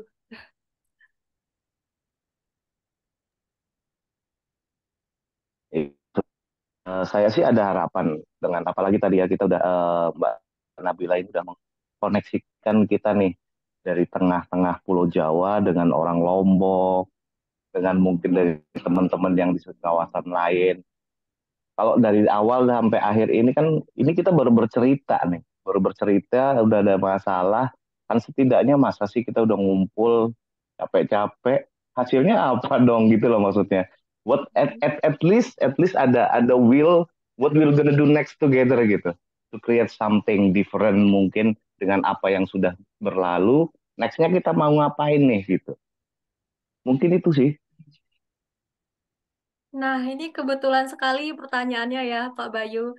Apa yang bisa kita lakukan next-nya nih? Nah, kita sama-sama bisa berkontribusi mungkin di acara CEF ya, Circular Economy Forum, di mana di kegiatan tersebut kita juga sama-sama belajar lagi tentang ekonomi biru salah satunya. Nanti mungkin di sana kita bisa bikin suatu kajian begitu ataupun juga policy brief yang mana masalah-masalah itu bisa kita carikan solusinya bersama ataupun juga bisa kita bersama-sama berkolaborasi dengan pemangku kebijakan seperti itu. Nah, marilah kita dengarkan gitu mungkin kegiatan CF ini sebenarnya ke depannya seperti apa dari Kak Mario mungkin. Sebelum dijawab, saya ingin menimpali dulu. Ya, ini ya, jadi Boleh, tutup boleh, dan buahnya juga sudah antri. Tadi ada perencana apa persoalan tadi mau apa dan tadi rencana itu belum tidak jalan kira-kira gitu. Nah, rencana tidak jalan karena seolah-olah itu harus ada rencana baru. Yang diperlukan adalah reframing rencana, rethinking rencana. Dan kalau itu rethinking, lalu kemudian apa yang kita bisa lakukan misalnya, kalau tadi Mas Bayu itu konteksnya adalah Cilacap, rethinking itu ada di Bappenas, ada di politisi di sana. Dan kalau itu dilakukan, nah, saya bisa ikut keroyokan di sana. Nah, yang kedua, saya sedang menyiapkan skema pembelajaran lapangan yang berkepanjangan, lebih jangka panjang, dan itu saya konsultasikan dengan Pak Toto dan Bu Wahya. Makanya tadi saya merasa berhutang karena belum sempat laporan baru dengan Pak Toto. Nah, kita sedang membuat gerakan dari kampus untuk merespon circular ekonomi ini, sehingga kemudian mahasiswa itu eh, kita kawal terjun ke lapangannya dari setidaknya 3 semester kira-kira itu, sehingga kalau itu sudah melekat ke satu konteks misalnya konteks gerakannya Mas Bayu, lalu kita bisa mensarjanakan orang justru dengan mencebur ke masalah itu, dan ini kita bisa klaim sebagai pembelajaran inovatif. Sebenarnya nggak inovatif amat sih, dia belajar itu kalau kalau ajaran Bu Haya dan Pak Toto ya memang harus begitu gitu. Nah, itu kira-kira yang kita sedang lakukan, sehingga ini harus hadir sebagai gerakan, dan kampus itu bisa mengajak dosen, saya sebenarnya dosen senior bisa ngajak dosen junior, dan juga bisa mengajak mahasiswa, sehingga mahasiswa ke lapangan itu dalam logika sebagai laboratorium nyata atau laboratorium kehidupan, bukan laboratorium yang terisolasi dengan pagar-pagar, tanpa harus mengatakan laboratorium nggak penting. Dan kemudian cara kerja universitas seperti itu. Dan saya melaporkan ini karena saya menyelenggarakan kegiatan UGM Go Sirkuler atau Indonesia Go Sirkuler itu dengan payung pusat studi ini. Sehingga ini juga saya ngajak pusat studi tidak hanya bikin studi dilaporkan gitu, tetapi juga mengorkestrasi dosen dan aktivis itu turun ke lapangan, dan kemudian tadi menghadapi persoalan, sehingga gerakannya tidak cukup dengan maki-maki bupati di depan umum gitu. Karena bupati kan juga punya kealpaan, dan ada banyak hal lagi yang kita bisa. Ini saya ingin mengatakan ini gerakan, dan gerakan itu ada wajah akademiknya, ada wajah tokoh lapangannya, ada wajah macam-macam, dan itu yang kira-kira sedang kita lakukan. Dan saya kira karena di sini ada Bu Wahya ini yang ahlinya untuk bisa mengorkestrasi gerakan dengan pendidikan itu. Simbolnya Bu Wahya. Itu sekedar sebagai contoh, Mas. Dan nanti mahasiswa bisa ditarik ke sana kemari justru karena kebutuhan lapangan, masalah yang ada di lapangan. Kalau selama ini kan kampus itu masalah akademik. Ya, masalah akademik itu pasti ada juntrungnya dalam masalah keilmuannya, itu akan ada yang salah di dalam cara mengikuti ilmu, dan kira-kira itu jawabannya. Ini mudah-mudahan bisa memuaskan hasrat aktivis supaya juga terprovokasi dari kampus. Kita tunggu di kampung laut, Pak. Siap, siap. Saya terlalu sering dengar kampung laut tapi belum sempat sampai sana. Lombok juga, Pak. Harus sampai itu. Oke, sebelum ke Kak Mario, sepertinya Bu Wahya ada yang ingin disampaikan juga, Ibu Wahya. Ya, terima kasih. Tapi sebetulnya tadi sudah banyak disampaikan oleh Prof. Purwo ya, tapi saya nyambung aja. Dan sebetulnya ini juga keprihatinan kami yang cukup lama gitu ya. Kita ini hidup di negara maritim, tapi proses pendidikan kita itu sangat miskin sekali tentang kelautan seperti itu.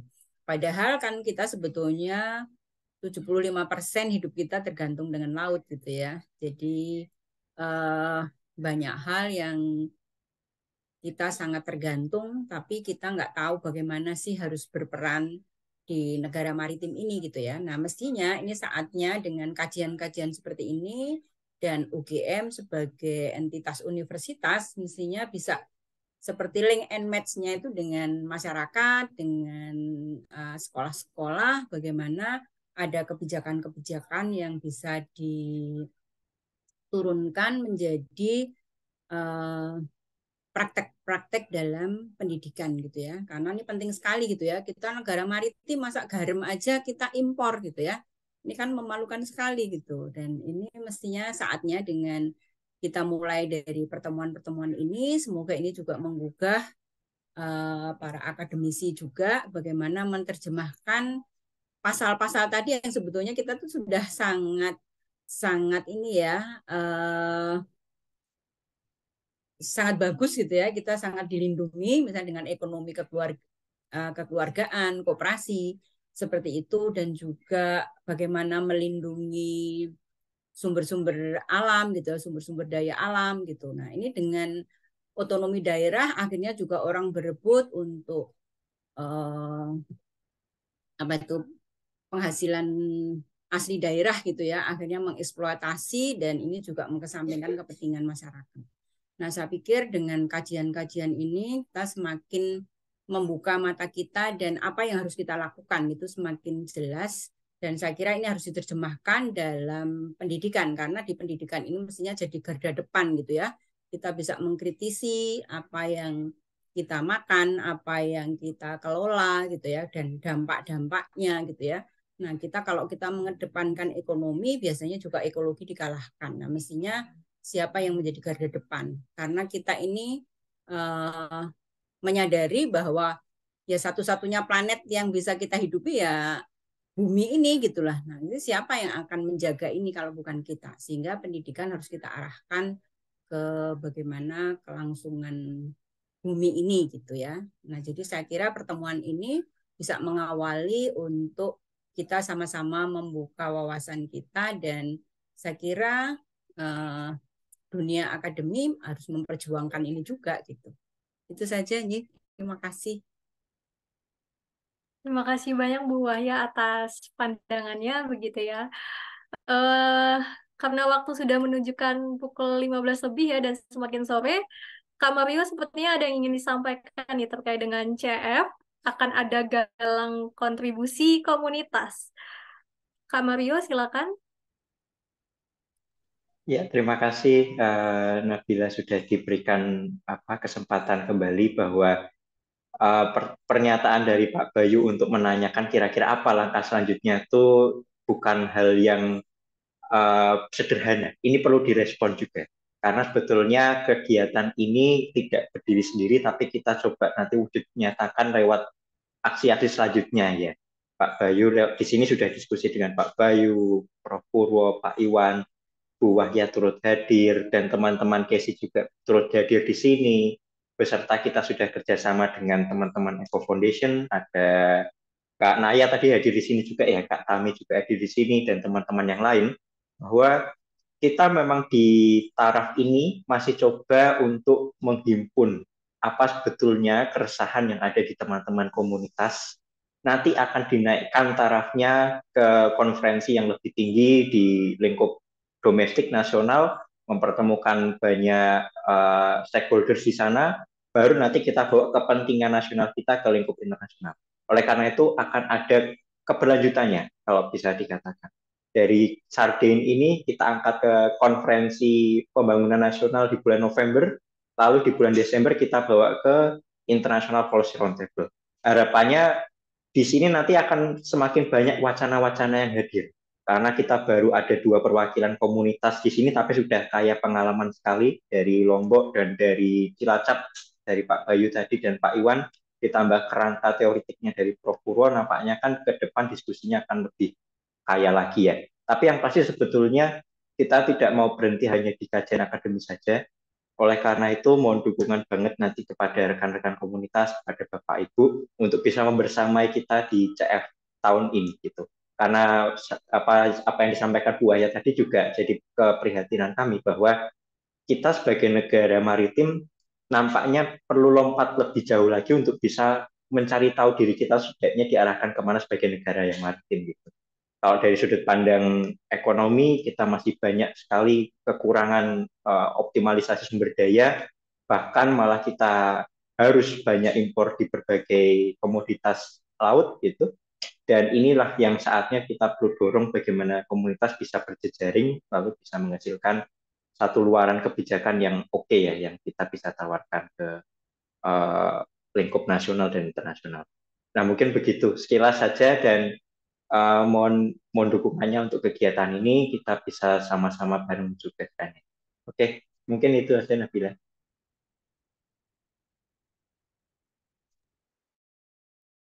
Terima kasih Kak Mario, terima kasih atas pandangannya dan juga informasi terkait dengan CF ke depannya. Mohon juga kontribusi dan dukungan sepertinya dukungan dari teman-teman semua yang hadir di sini. Dengan begitu sepertinya kita sudah sampai di penghujung acara. Tidak lengkap kalau kita tidak foto bersama sepertinya ya. Oh, ini ada dari Kak Mario. Galang kontribusi komunitas, wujud nyata kolaborasi jejaring komunitas. Bagi teman-teman yang ingin berkontribusi untuk kelangsungan acara CF ke depannya, boleh disampaikan kontribusinya melalui nomor rekening berikut ya Kak Mario.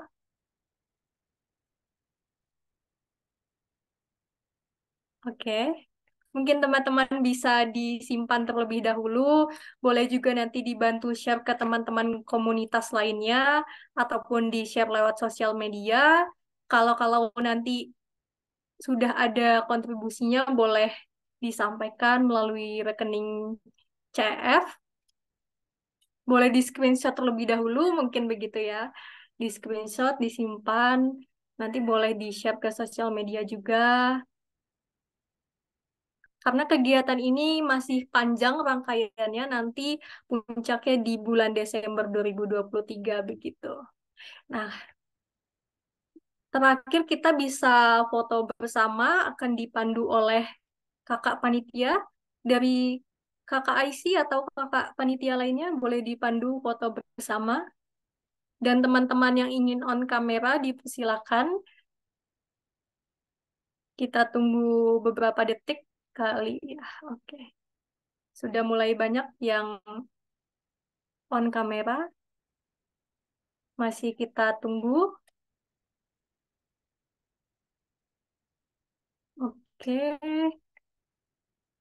Oke. Mungkin sudah boleh dipandu kakak panitia foto bersamanya.